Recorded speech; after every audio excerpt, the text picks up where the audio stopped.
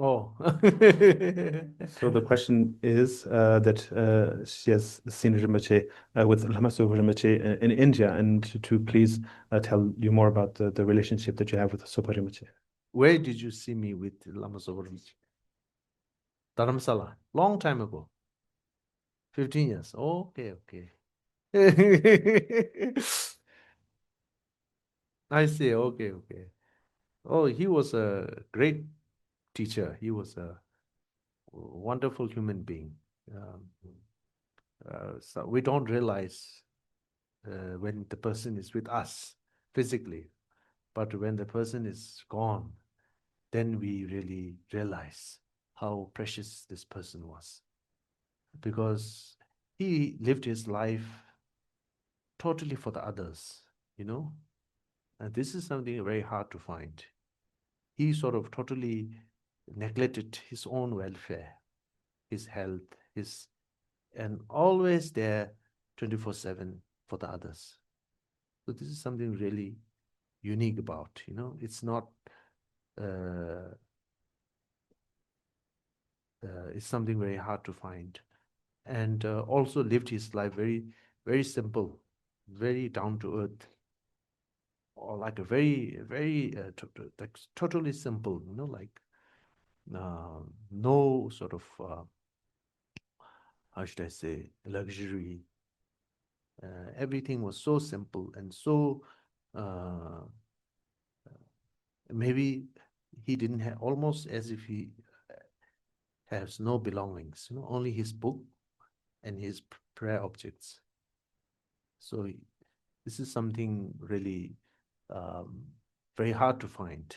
Uh, and yeah, so uh, this is the one of the most important, I mean, one of the main reason I respect him. I have great, and not only that, then if we go back to history, uh, when Rinpoche was very young, actually, soon after he came back from Tibet, I think that was late 1960s. He was around maybe 10, Lama Zopa 10 or 12, I don't know. Then the previous Ling Rinpoche, Kyabje Ling Rinpoche, he was in Darjeeling, the West India. There's a monastery called Gum Monastery, Gum Gompa. And Lama Zopa was there. That was before he met Lama Yeshe, actually. And Lama Zopa was there at the monastery. And previous Kyabje Ling Rinpoche, my predecessor, was there for treatment to see the doctor. So they were in the same monastery. And so that's how they first met, you know. There's still a picture there, actually, yeah. And so Lama Zopa was this very young kid. And he visited Kyabje Ling Rinpoche every day, like, I don't know, 3, 4 times a day, you know, like coming in, going out, coming in, going, really, really, yeah.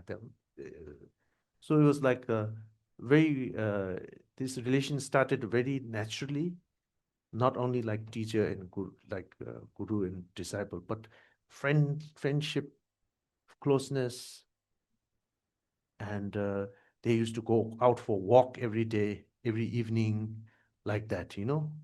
And the late Kyabje Ling Rinpoche used to listen to radio, and Lama Zopa would listen together, you know. So all that kind of, so that the relation started from there. And yeah, so from that time, there was early 1960s.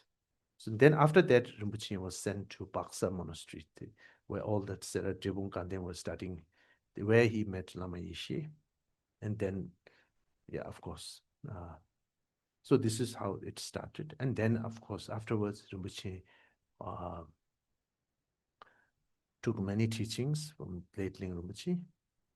And so he had the greatest respect to the late Ling Rinpoche. And from me, then after Ling Rinpoche passed away, even me, I knew him right from the beginning. I don't remember when I first met him, because there was like, must have been, I was a very small kid, yeah. So throughout my lifetime, I've been meeting him, seeing him. Always Rinpoche used to visit me, pay respect. And yes, so he really looked up to me, greatest respect. And also he has asked me to travel around the FPMT centers to teach. That was one of his very last wishes. So in some way, I feel very good because I'm fulfilling that wish as per my capacity, as much as I can. So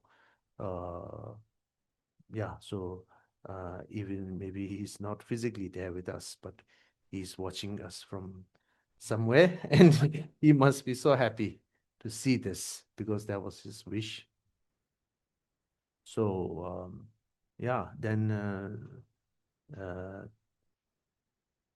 then I requested His Holiness Dalai Lama the Lamrim teachings, Chanjuk Lamrim teachings in South India. Yeah. And then Rinpoche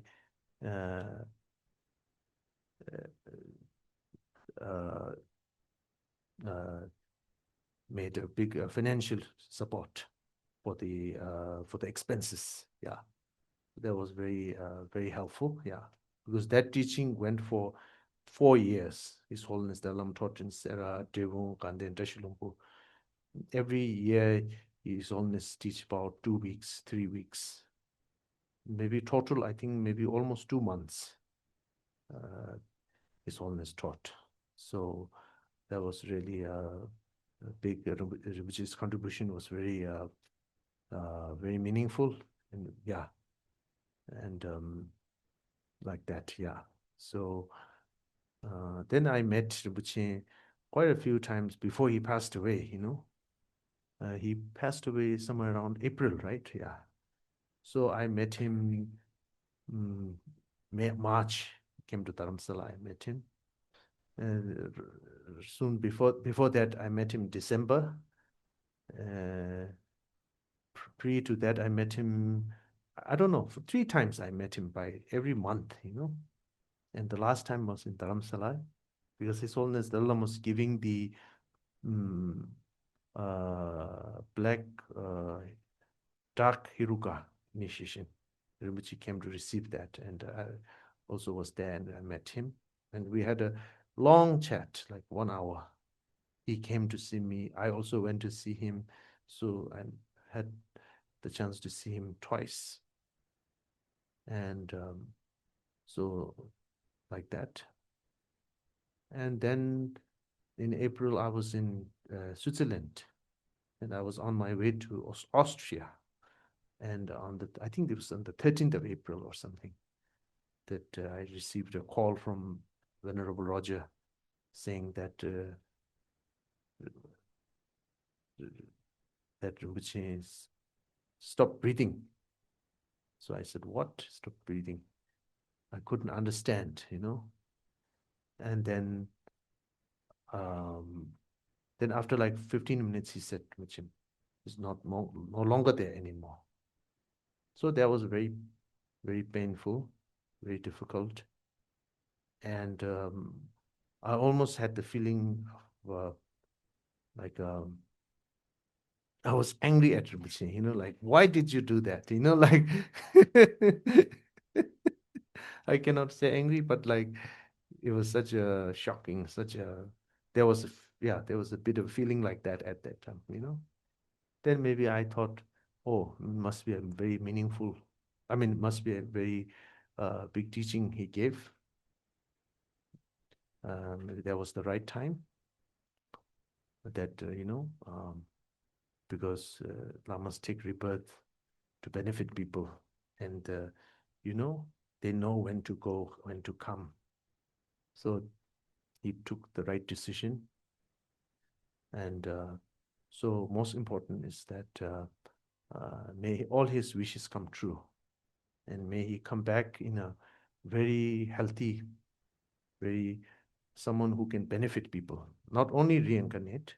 Some reincarnate, but cannot benefit. So then it's not good enough, right?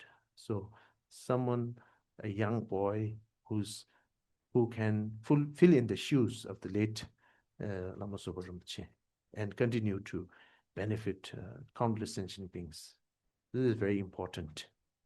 So the students must pray. That's very important because the karmic relationship is very strong. So it does make an effect. So the students must pray every day, remember his kindness, and then pray that unmistaken child, and not only unmistaken, but someone who can reach out to people, someone who can lead the students, someone who can, look after the students and fill into the shoes of Lama Zopa. It's very important, right? So this is your responsibility. Yeah, I'm doing my responsibility. Yeah. No, yeah, I'm sure you all are doing this. And yeah, so because Rinpoche is one of the very first teachers travel around the world, taught the Dhamma. In those days, Dhamma was totally unknown to the world, right? And so Rinpoche and some of those teachers, they were the ones who first introduced Dhamma to the West. I think this has benefited so much people. So much people had, found liberation through this. So I really respect this. I really admire. And then also not only Lama Zopa, Lama Yeshe. Lama Yeshe was also a great teacher. Lama Yeshe was actually ordained by the late Ling Rinpoche. His full ordination, yeah. And also took many teachings, yeah. So like that. I think I answered your question. Yeah.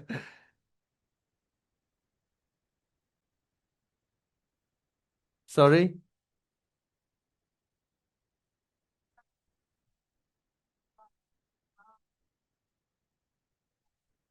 Yes, yes, yes, yes. Oh, no, no. Yes, yes. I try to make my contribution in my small ways. Yeah. Yeah, yeah. I told Roger that the body should be preserved because I think it's a good for the students because uh, just by seeing that they can create a lot of devotion and receive the blessing. And because I told him on that day actually, because sometimes when Plum passed away, the decisions are made very quick, So I made sure, that it happens, So I said on that day, I said, you must preserve it, This is something, don't, um, melt towel. Do not do a cremation. Cremation, keep the body, preserve the body, embalm the body. And yeah, so and it was done, and I'm very happy about it. And I think, yeah, so soon they will complete. Yeah. Good, good. I rejoice.